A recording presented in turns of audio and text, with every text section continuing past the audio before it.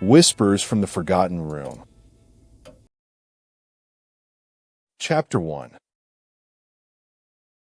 The Forgotten Room.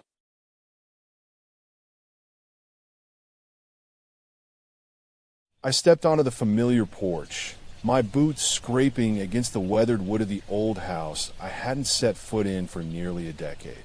The once vivid colors had faded, just like memories, muted and distant now. As the sun dipped below the horizon, casting an eerie glow over the abandoned yard, a chill ran down my spine despite the summer warmth. The childhood home where laughter echoed with every step was now silent, holding secrets that only the wind could share. I had returned seeking solace in these familiar walls, hoping to find some peace after Dad's passing. Mom passed away when I was just a teenager, and Grandpa died shortly before him. The house still held her presence, but it was different. Empty, as if waiting for us all to return. The front door creaked open with an eerie welcome, revealing the musty air thick with years of neglect. Dust danced in the fading light, clinging to every surface like memories. My eyes roamed over the foyer that seemed smaller now. The polished wood floor gleamed beneath my feet as I moved into the heart of our home. The living room where countless nights were spent reading by the fireplace and listening to Mom's stories of the past. Her laughter filled my head, but only for a moment before it faded into the quiet of the present. A sense of unease settled over me as I wandered through empty rooms that once rang with love and life. My fingers trailed along the banister leading up the stairs, and I couldn't help but remember the countless hours spent playing on these steps as a little girl. The floorboards groaned under my weight now. It was as if they protested being disturbed after so long. On the second floor, the rooms were time capsules, untouched since Mom's sudden departure. Her bedroom remained much the same, the lavender scent of her perfume lingering in the air, mingling with decay. Her dresser drawers still adorned with photos of us, our faces no longer smiling or laughing like they once did. I closed my eyes, taking it all in before making a decision that had haunted me for years. The door to the attic was always locked. Always locked. In my hand was the key I'd found amidst a stack of old trinkets and forgotten memories. My heart pounded as I inserted it into the rusty lock, hearing the satisfying click when it turned free. The pulled-down stairway creaked underfoot with each step, drawing out echoes from years past. Cobwebs shrouded a room that had been locked away. Forgotten. A strange energy enveloped me as I entered, thick and heavy like a suffocating fog. In the center stood an old oak desk, layered in dust and secrets. Behind it sat a single chair, its leather torn and worn. As my gaze wandered over the space, something caught my eye, a diary bound in aged leather, adorned with strange symbols I didn't recognize. Curiosity propelled me towards it, fingers trembling. I opened it to find pages filled with Mom's elegant script. Entries dated decades ago, each word spoken directly to me from beyond the veil of death. Her voice echoed in my mind as I read on, tracing the lines she had written. Dearest Emma, I've watched you grow into a strong woman, even when shadows threatened to consume you. You were always afraid of this room, but it holds the key to understanding. The door has been locked for a reason, and now it's time to uncover truths best left buried. Beneath my breath, I murmured, why? Yet, she'd given me this, left me with a trail of riddles. The pages blurred as tears pricked at the corners of my eyes. With trembling hands, I read until night descended outside, and the house seemed to whisper secrets through its walls. An unsettling feeling that made my skin crawl.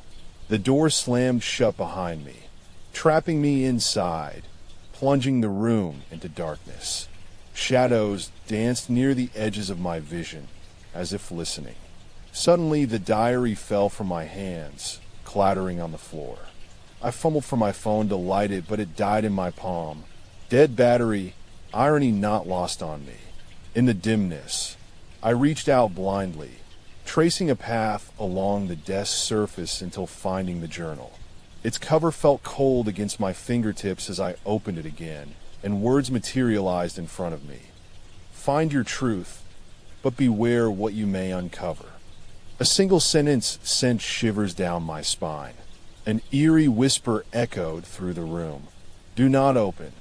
My heart raced while a gust of wind rustled papers, revealing more pages. There they were, photographs. I recognized none, yet their eyes seemed to follow me as I turned each page. People from our past. One woman's face held something hauntingly familiar. In the sudden stillness, I heard it first. Soft whispers that swirled around me like leaves on an autumn night. Do not open. The words reverberated in my mind long after the journal slid to the floor. Shadows shifted and pulsed around me, swirling at the periphery of my vision.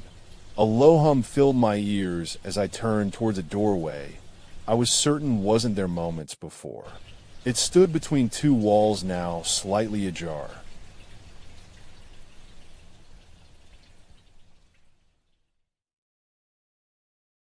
Chapter 2. Whispers in the Night.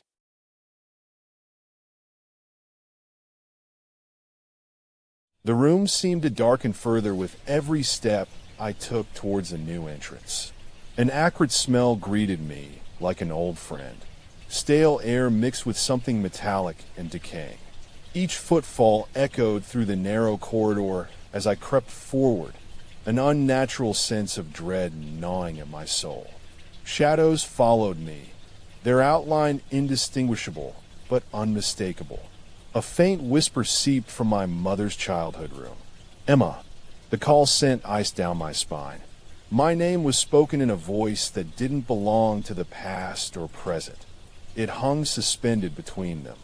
I pried open the door with trembling hands, revealing an environment frozen in time. It was as if Mom had stepped out and left everything exactly where we'd left it when she vanished on that fateful night. 1987. Her desk sat amid scattered papers, books, and a single chair. The room's cold was palpable, a chill not from the season, but from long-concealed truths. On her desk, nestled between two photographs in tarnished frames, lay an antique locket. It swung open with a simple tug. A silver pendant adorned with intricate patterns stared back at me, pulsing with a soft blue glow that seemed to beat in sync with my racing heart. Shadows shifted near the corner, swirling like a living entity. The whispers intensified. Emma. They pulled me towards something hidden or forgotten. But what was I being called towards? Inching closer, a figure materialized from the darkness, barely perceptible, tall and gaunt. It loomed with an ethereal presence that made my breath catch in my throat. I stumbled back as the shape solidified into a woman. Silver hair cascaded down her back like moonlight, framing a pale face with sunken eyes. She was Mom, but not as I remembered her.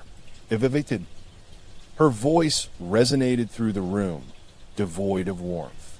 The truth you seek is within. I took an uncertain step forward, and another. Emma. The name called again, drawing me closer to the figure until I stood before her. She reached out a pale hand. Fingers that had once comforted me now felt cold as stone. When she spoke, her lips parted not at all. You were young when they took me. My gaze followed her gesture towards a small closet door. Hidden for decades, the latch broke with little effort. An inky darkness met me as I poked my head into the cramped space. The air was heavy, almost alive. They, a man's face, gaunt and decaying, stared back from beneath a thin layer of frost. Black eyes that saw all I sought to hide. His skin seemed to shatter like ice in front of me, revealing bone that white flesh. His voice echoed through the closet. I was part of a secret society, Emma. The room grew colder as he spoke, every word reverberating off the walls. Your life is not what you believe it to be. What do you mean? My voice trembled, but held steady. Meetings in this very room. They took me that night. Those who sought power and hid their faces behind masks. Her eyes bore a pain I knew well, the ones of betrayal. A gust of wind blew past me as she vanished. The closet door slammed shut behind my head, plunging me into an abyss of darkness. In the sudden silence, something crawled across the floor. Nails on wood, far too heavy to be a creature of this realm. "Do not open" now echoed in my mind, but with a different tone, an ominous warning that made the air thicken around me. I fumbled for the latch and flung the door open. A figure lay motionless at the bottom, skin grayed by time. I approached cautiously as the stench of decay hit my nostrils. It was him, the man from the photographs. His sunken eyes, once human, now black glass, stared up from a face almost skeletal. "Get me out." He rasped through his lips before his skull crumbled to dust beneath my touch, revealing a small key buried in ash.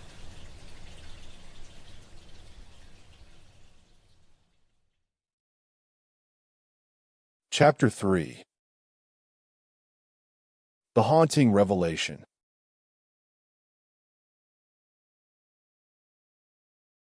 I tugged at the door until it groaned open, exposing more than I'd ever imagined.